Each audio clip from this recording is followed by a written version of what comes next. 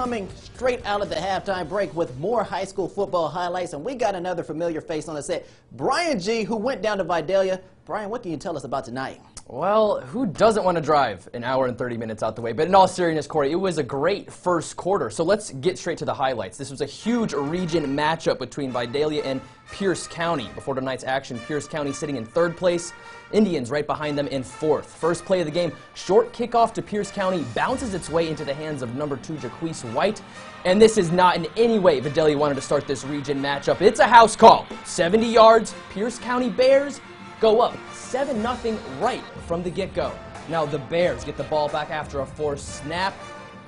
And oh no, it's botched. Ooh. Brandon Beasley said, "Give me that." Great effort by the freshman, but that didn't result in the points, and I don't know what the band is doing there. Started the second quarter, DJ Bell throwing across his body to Eli Smith.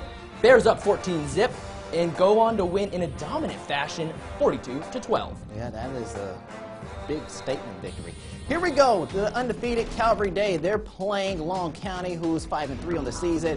And the first drive for Long County, well, guess what, Brian? It's not what you want to see. It ends in a turnover. The quarterback and the running back can't make the clean exchange. And Calvary Day, well, they jump on the ball. Sloppy. One of the reasons why they're undefeated, they don't make those type of mistakes. Jake Merklinger and the Cavs offense in business. Watch him read the defensive end, takes off for 6, and he finds his way into the end zone. 7-0 at this point, and more defensive highlights are coming your way. This time it's from the middle linebacker. That's Cutter Powell. He comes up with the sack, and that forces a Long County punt. The next drive, Antonio Butt stiff arms the man. Look at this stiff arm. Ooh, get out of my way. I've got reservations for 6. I refuse to be late. Calvary Day wins big. The final score, 48-0. And my turn. Your turn. Statesboro. Ware County. Gators versus the Blue Devils. Band getting jiggy with it early on. We take you now to Statesboro Drive. Bruce Yon, he just can't find anywhere and is clamored by Ware County. Defense making the highlight reel? Oh, yeah. And then here we go to Ware County. Jarvis Hayes with a bomb. Receives that pass. That's his touchdown to go on top. And I'll tell you what, Corey, they keep powering on the points. This is Dejana Dennis running the ball in for another score. And this is just a cakewalk, Corey. Ware County wins 59-7. All right, and here we go. Here's a replay of our Thursday games. In case you missed it, Southeast Bolick, the underdogs, but you can't tell them that by the way they played in the start of the game. Damari Kitchen, he chases down Andy Peel and comes up with a sack. SCB will get the ball back. But defense played well in the first quarter, but the offense couldn't find their groove as Jabari Noli fumbles after the hard hit, and we have a 0-0 in at the first quarter. So here we go. Let's get started in the second quarter, and this is where the touchdowns come. Peel drops back, and he finds Terrion Graves all by himself. Wow. He's open for 6. Wayne County takes a 7-0 lead. And then about 10 seconds left in the half, it's going to be Peel. He's going to throw up this big alley-oop pass to Jaquez Bell. And guess what? He's going to come down with a Wayne County touchdown. Yes, he will. And they will pull away in the second half. Wayne County wins the final score 35-7. All right, and another blast of the pass on Thursday, Corey. Battery Creek going on the road to take on the Iron Horses of Philip Simmons. Opening drive. They get right to it. 15-yard score, putting Battery Creek behind the 8 ball. Early 7-0 your score. Now, Dolphins are going to get a little cheeky here. The fake punt.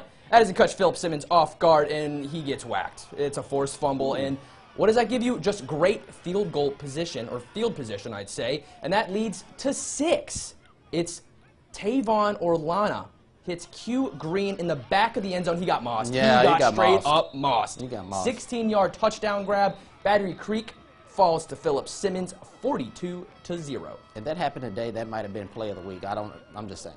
When someone gets mossed, you put it as the play of the week. It's dirty. All right, it's time to keep this train rolling, Brian, but for now, we've got to figure out who balled out tonight as our performer of the week. And yes, we just talked about the skill positions, but now we're going to give it up for somebody who usually goes under the radar. I'm talking about the offensive line. Buford's offensive line in particular. They played well all game. I mean, it didn't matter who touched the ball. They were gaining yards. They were getting into the end zone. It was the quarterback, the running back, wide receiver. They did it all. Show some respect to the O-lineman. Show some respect to the O-lineman. And one more award we would like to give out, Brian. This time it's going to be the play of the week. Can you guess it? You know who it is? It's my boy from Pierce County. Bounces into his hands, and he's off. He's off. It's Jaquise White. 70 yards.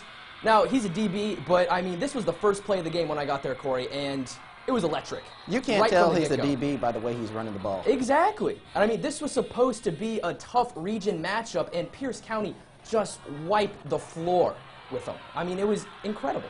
Yeah, they made a statement win. And that's going to do it for WSAV Friday Night Blitz. We'll have more content for you online. Make sure you join us there and join us again next week. We'll see you later.